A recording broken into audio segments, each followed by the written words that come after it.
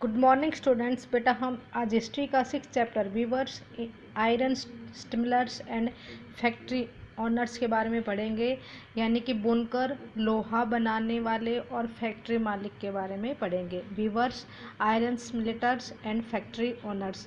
ठीक है, बुनकर, फिर लोहा बनाने वाले और फैक्ट्री ऑनर्स, ठीक है, मालिक के बारे में पढ़ेंगे। ठीक है, इसमें हम पहले इंट्रोडक्शन देखते हैं।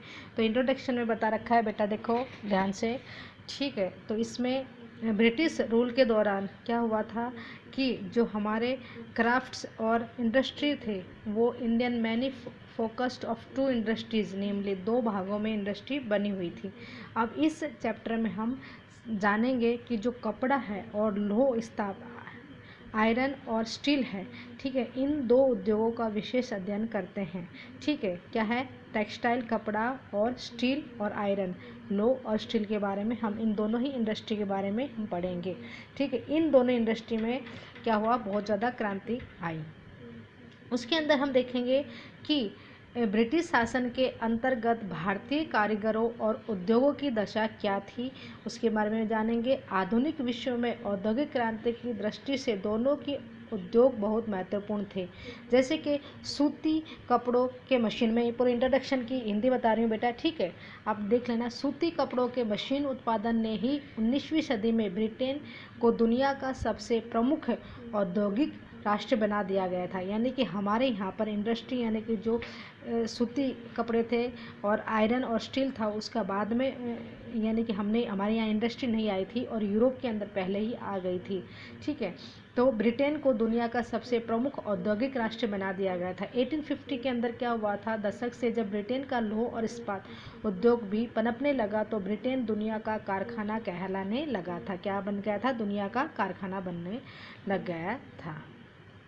उसके बाद है ब्रिटेन के औद्योगिकरण और भारत पर ब्रिटिश विजय और उपनिवेशीकरण में गहरा संबंध है। यानी कि जो ब्रिटिश का उद्योग था, ब्रिटेन का उद्योग था, और फिर हम ब्रिटेन के क्या बन गए, गुलाम बन गए। ठीक है, तो उसमें बहुत ज़्यादा क्या है, जैसे हमने पहले भी पढ़ा, उन लोगों ने आकर हमारे ऊपर यानी कि पूरा ही राज्य, हमारा भारत देश हथिया लिया था और हमारे यहाँ से कच्चा सामान लेके जाते थे और वो सामान को बेचते थे महंगे भाव में।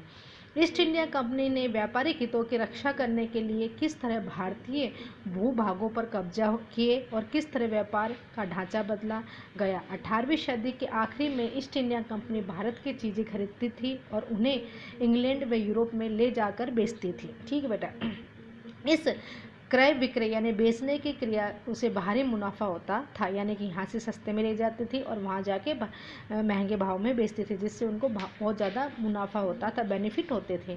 जैसे जैसे ब्रिटिश का औद्योगिक उत्पादन बढ़ने लगा, वहाँ के उद्योगपति भारत को अपने औद्योगिक उत्पादन के विशाल बाजार के रूप में देखने लगे। इस तरह ब्रिटेन से तैयार माल भारत के बाज़ारों में आने लगा। इससे भारतीय शिल्पों और उद्योगों पर किस तरह से असर पड़े, प्रस्तुत इस अध्याय के अंदर हम देखेंगे। इसमें है Indian textile in the world market के अंदर हमारे भारतीय कपड़े और विश्व बाजार के बारे में जानेंगे। हम देखेंगे कि बंगाल पर अंग्रेज़ों की विजय से पहले 1750 के अंदर, ठीक है, बंगाल के ऊपर जब अंग्रेज़ों ने विजय किया उससे पहले 1750 के आसपास भारत पूरी दुनिया में कपड़ा उत्पादन के क्षेत्र में औरों से कोसों आगे था, यानी बहुत ज़्यादा आगे था। भारतीय कपड़े लंबे समय से अपनी गुणवत्ता और बारीक कारीगरी के लिए दुनिया भर में मशहूर थे। ठीक है बेटा, उसमें दक्षिण पूर्वी एशिया, जावा, सुमात्रा और पेंगा तथा पश्चिमी एवं मध्य एशिया में इन कपड़ों का भारी व्यापार था। 16वीं शताब्दी से यूरोप की व्यापारिक कंपनियां यूरोप से बेचने के लिए भारतीय कपड़े खरीदने लगी थी।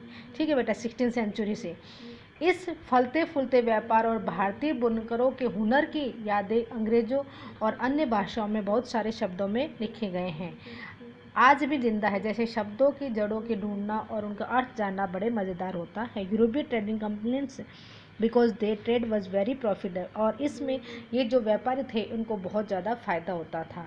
अब हम इसमें देखेंगे different words that tell us historians. ठीक है, शब्दों में अलग अलग इतिहास छिपा है, इसके बारे में हम जानेंगे। इसमें क्या कह रहे हैं कि देखो, यूरोप के व्यापारी ने भारत से आया बारीक सूती कपड़ा सबसे पहले मौजूद इराक के मोसुल क्या है मुस्लिम शहर में अरब के व्यापारियों के पास देखा था। इस आधार पर वे बारीक बुनाई वाले सभी कपड़ों को मसलिन कहने लगे थे। क्या कहने लगे थे?